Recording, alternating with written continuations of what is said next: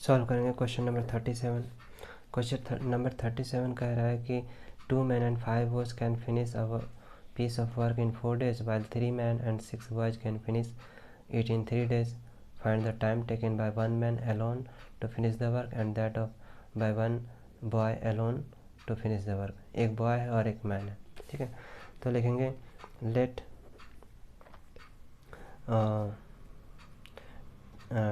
Time taken by boy, लिखते हैं time taken by boy to finish the work, है ना।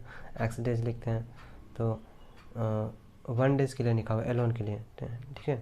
तो लिखेंगे let a man alone can finish the work in x days, ठीक है। इन एक्स डेज, एक मैन अकेले किसी भी काम को एक्स डेज में करता है, and a boy alone can finish the work in y days. एक मैन अकेले एक्स डेज में कंप्लीट करता है और एक मैन वाई डेज में कंप्लीट करता है, ठीक है। तो लिखेंगे इन 1 डे, इन 1 डे, 1 डे में इन 1 डे 1/x वर्क कंप्लीट होगा। एक्स डेज में एक काम करता है तो एक दिन में 1/x वर्क कंप्लीट, यहाँ लिखेंगे कंप्लीटेड बाय मैन, यहाँ लिखते हैं बाय मैन, ठीक है। By man in 1 day, by man in 1 day. अब फिर लिखते हैं बाय बॉय, बॉय कितना काम करता है, ठीक है।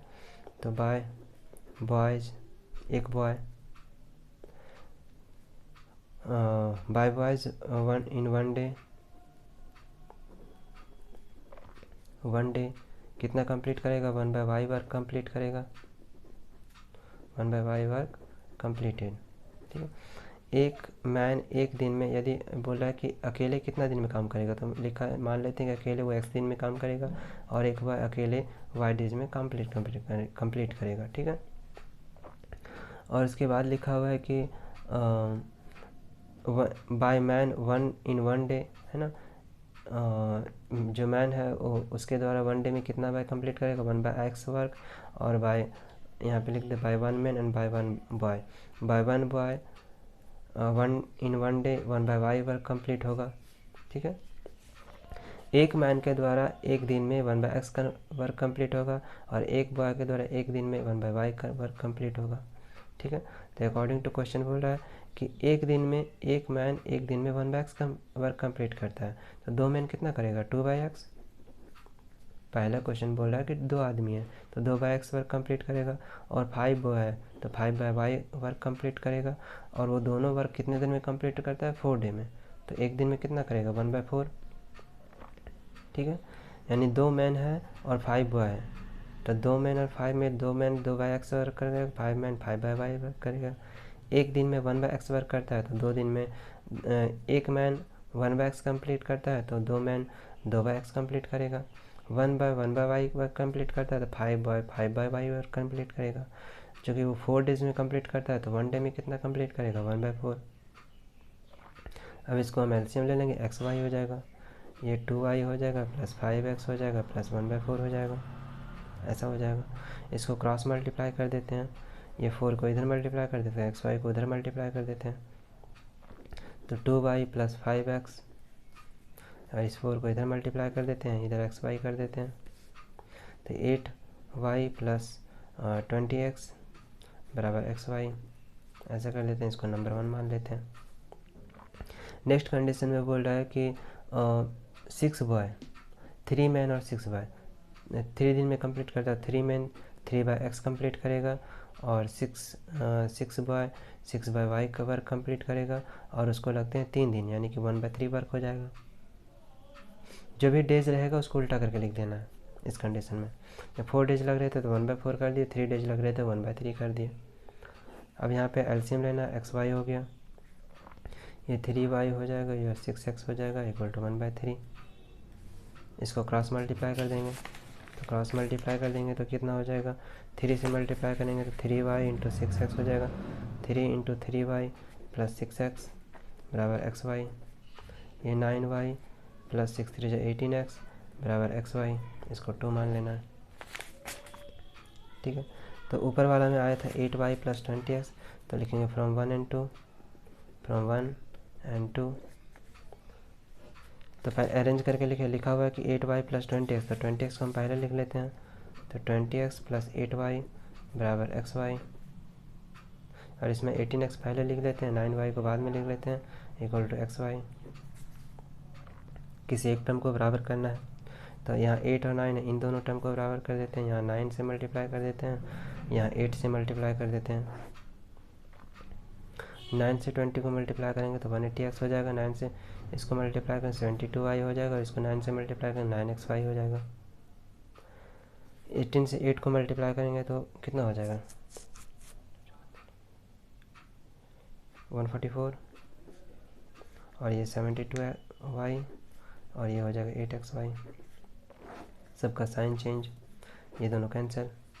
180 में से 44 हो गया तो 36x हो गया, और ये xy हो जाएगा। 9 में से 8 माइनस हो गया तो 1xy, x से x कैंसिल।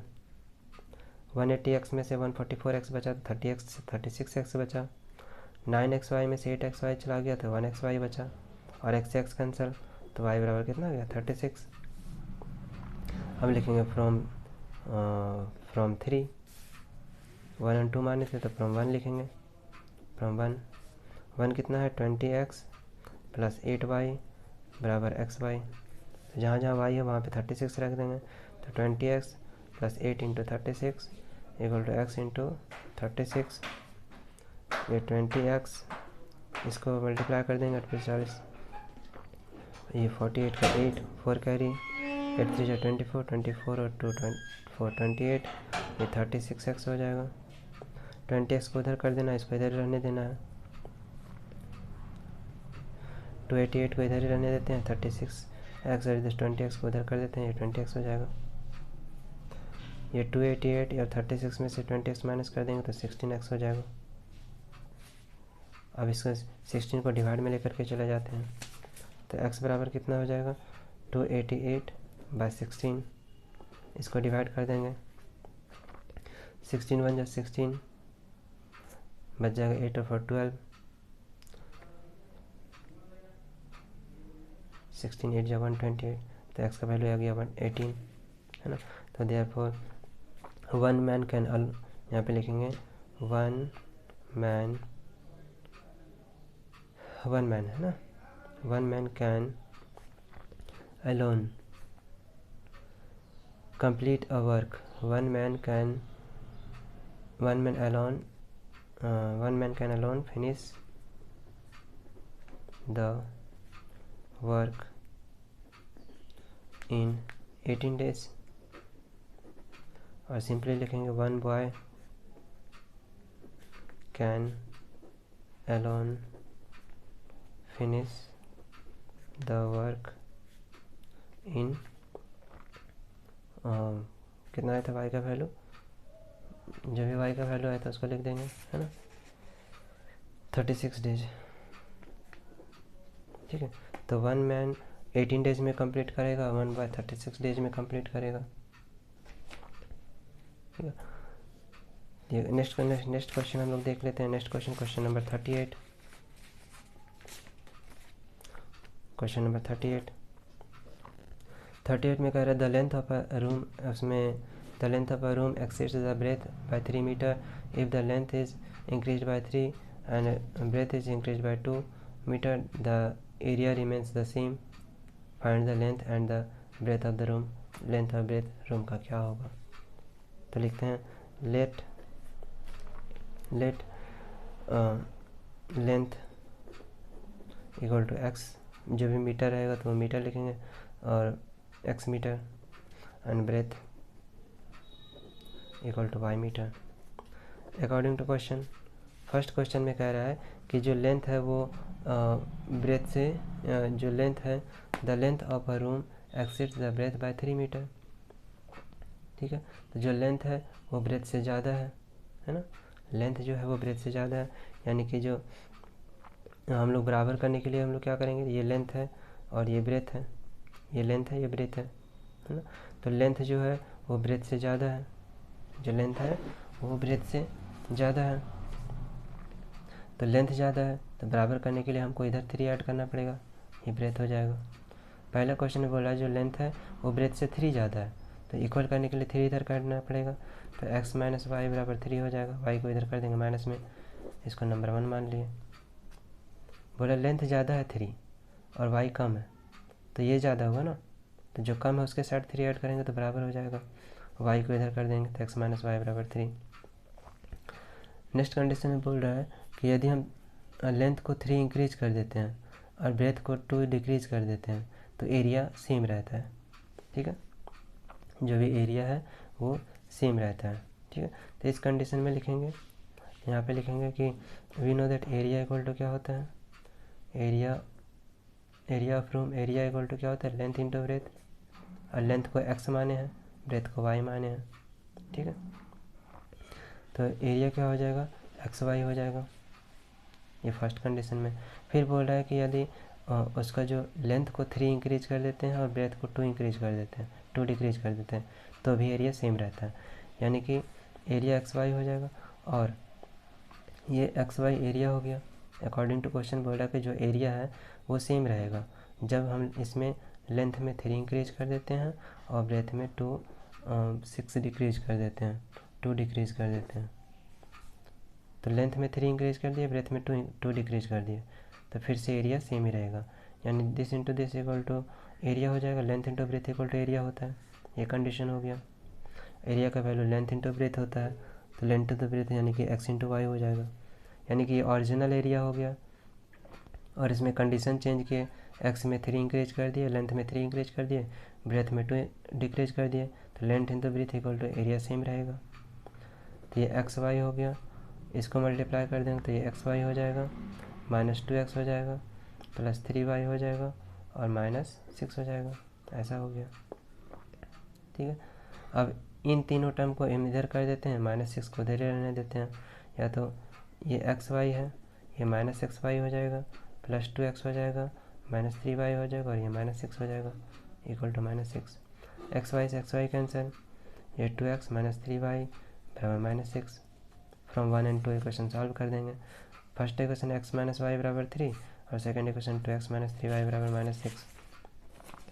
इस इक्वेशन को सॉल्व कर देंगे तो लिखेंगे फ्रॉम 1 and 2, फ्रॉम 1 and 2। पहला इक्वेशन था x माइनस वाई बराबर 3, ठीक है, x माइनस वाई बराबर 3। दूसरा इक्वेशन है 2x - 3y बराबर -6, ऐसा इक्वेशन दिया हुआ। दूसरा इक्वेशन, इन दोनों इक्वेशन से सॉल्व करेंगे। अब यहाँ पे 2 है, यहाँ पे x है, किसी एक टर्म को बराबर करना है तो यहाँ 2 मल्टीप्लाई कर दिया, ये 2x हो गया, -2y हो गया बराबर 6 हो गया, ठीक है। ये 2x हो गया, -3y हो गया और ये भी -6 हो गया। सबका साइन चेंज कर देते हैं, ये दोनों कैंसिल, 3y में से 2y बचा तो माइनस गया तो 1y बचा और 6 मिलकर के 12 हो गया, y बराबर 12 आया। तो फ्रॉम 1 लिखते हैं, फ्रॉम 1 x माइनस वाई बराबर 3 लिखा हुआ है, x बराबर यहाँ पे -12 लिखते हैं, बराबर 3 लिखते हैं, x बराबर 3 + 12 लिखते हैं, x बराबर 16 आ गया। Therefore length equal to 16 metre and breadth equal to 12 metre, नहीं 15 हो जाएगा, 15, 12 + 3 = 15, ये 15 है, ठीक है। तो लेंथ 15 मीटर, ब्रेथ 12 मीटर, ठीक है। इस टाइप से हम सारे क्वेश्चंस को सॉल्व करेंगे, ओके। ये 12 length equal to 15 metre, breadth equal to 12 metre. उसके बाद नेक्स्ट क्वेश्चन जो है वो भी सॉल्व करेंगे। Next question number 39। Question number 39 लिखा हुआ है कि the area of rectangle get reduced by 8 meter square when its length is reduced by 5 meter and its breadth is increased by 3 meter. If we increase the length by 3 meter and breadth by 2 meter, the area is increased by 74 meter square. Find the length and its breadth. तो इस video को इतना ही। Next question next video में solve करेंगे।